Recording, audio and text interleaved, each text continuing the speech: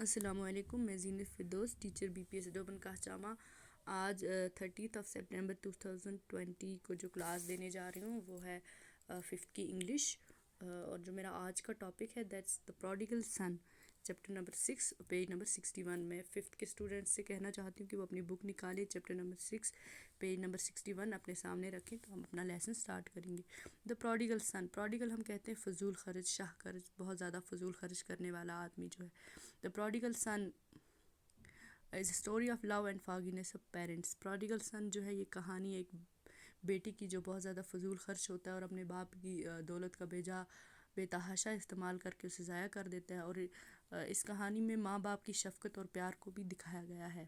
The Almighty has blessed mankind with umpteen bounties and blessings, but the most lovable of them is the selfless love, care and shelter provided to us by our parents۔ اللہ تعالیٰ نے انسان کو، خاص کر ماں باپ کو، بہت زیادہ رحم اور پیار و محبت سے نوازا ہے، اور ان ماں باپ کا بچوں کے لیے جو پیار ہوتا ہے، بے غرض بے لوث محبت جو ہوتی ہے، وہ بہت زیادہ اللہ تعالیٰ نے پیرنٹس کو جو ہے ماں باپ کو دی ہے۔ The story also reflects the grace and mercy of God۔ تو اس کہانی میں اللہ تعالیٰ کے فضل، اللہ تعالیٰ کے رحم کو بھی دکھایا گیا ہے۔ Repentance on behalf of man is the only way to atone for his sins۔ کہ انسان کی جو ندامت ہے وہی اس کے گناہوں کا کفارہ ہے۔ اگر انسان اپنے گناہوں پہ پشیماں ہو، ندامت ہو اسے، تو وہ اپنے گناہوں کا کفارہ جو ہے وہ ادا کر سکتا ہے۔ There was a rich man who had 2 sons۔ ایک آدمی ہوتا ہے، ایک امیر آدمی ہوتا ہے جس کے 2 بیٹے ہوتے ہیں۔ He loved his sons very much۔ The elder son was hard working and obedient, but the younger one wanted to enjoy without working hard۔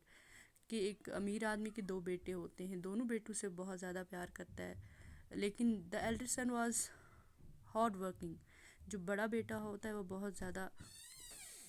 بہت زیادہ محنتی اور ہوتا ہے، اور but the younger one wanted to enjoy without working hard، اور جو چھوٹا بیٹا ہوتا ہے وہ بہت زیادہ فضول خرچ ہوتا ہے اور وہ بنا کسی محنت کے ہی اپنی زندگی جینا چاہتا ہے۔ He wanted to live a life of absolute freedom، اور وہ بالکل آزادانہ زندگی جینا چاہتا ہے۔ He did not want to share any responsibility as he had an eye on his father's property۔ وہ اپنے باپ کی کوئی بھی ذمہ داری، کوئی بھی رسپانسبلٹی نہیں لینا چاہتا، کیونکہ اس کی جو نظر ہوتی ہے وہ اپنے باپ کی دولت پہ ہوتی ہے۔ اس کو پتہ ہوتا ہے کہ میرا باپ بہت زیادہ دولت مند ہے، مجھے کام کرنے کی کوئی ضرورت نہیں۔ He said to his father, "Father, give me the share of the property that belongs to me۔ اور ایک دن وہ اپنے باپ سے کہتا ہے کہ مجھے میری پراپرٹی کا حصہ چاہیے، جو میری جائیداد میں سے یا پراپرٹی میں جو میرا حصہ ہے وہ مجھے دیا جائے۔ Inheritances were normally given when the father died۔ اور اکثر کیا ہوتا ہے، جائیداد تبھی تقسیم ہوتی ہے جب کہ والد کا انتقال ہو جائے، تو تب جو جائیداد ہوتی ہے وہ بیٹوں میں تقسیم کی جاتی ہے۔ This brazen demand for an early division of estate was selfish and immature۔ لیکن یہ جو قبل از وقت اس نے یہ بہائی سے یہ جو ڈیمانڈ کی تھی اس نے اپنی دولت کے لیے، تو یہ بہت خود غرض ہو رہا تھا وہ بیٹا، اور اسی لیے اس نے اپنے پراپرٹی میں اپنا حصہ مانگا۔ But the father divided his wealth between the 2 sons۔ لیکن باپ نے جو ہے اس کے کہنے پہ جو اپنی دولت ہے وہ دونوں بیٹوں میں تقسیم کر دی۔ Not a long time afterwards the younger son traveled to a distant land where he wasted his money۔ اور اس کے بعد جو چھوٹا بیٹا ہے وہ الگ الگ جگہوں پہ جانے لگا، الگ الگ ملکوں میں گھومنے لگا، جہاں پہ اس نے اپنا سارا پیسہ جو ہے وہ ضائع کیا۔ He lavishly dined, wined and gambled۔ اور وہ وہاں پہ فضول کھانے پینے پہ، شراب پینے پہ اور جوا کھیلنے پہ اس نے اپنی ساری دولت جو ہے وہ تباہ کر دی۔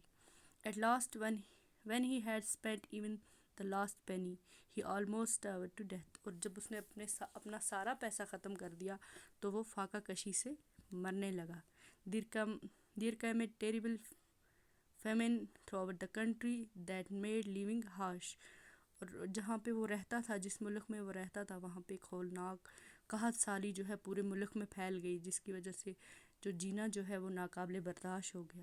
He had no money, no home to live and nothing to eat۔ اس کے پاس نہ ہی رہنے کے لیے گھر تھا، نہ ہی کھانے کے لیے پیسے تھے، اور نہ ہی کھانے کے لیے کچھ بھی تھا۔ ہی بیڈلی نیڈیڈ اے جاب، اور اس وقت اس کو کام کی، نوکری کی بہت زیادہ ضرورت پڑی.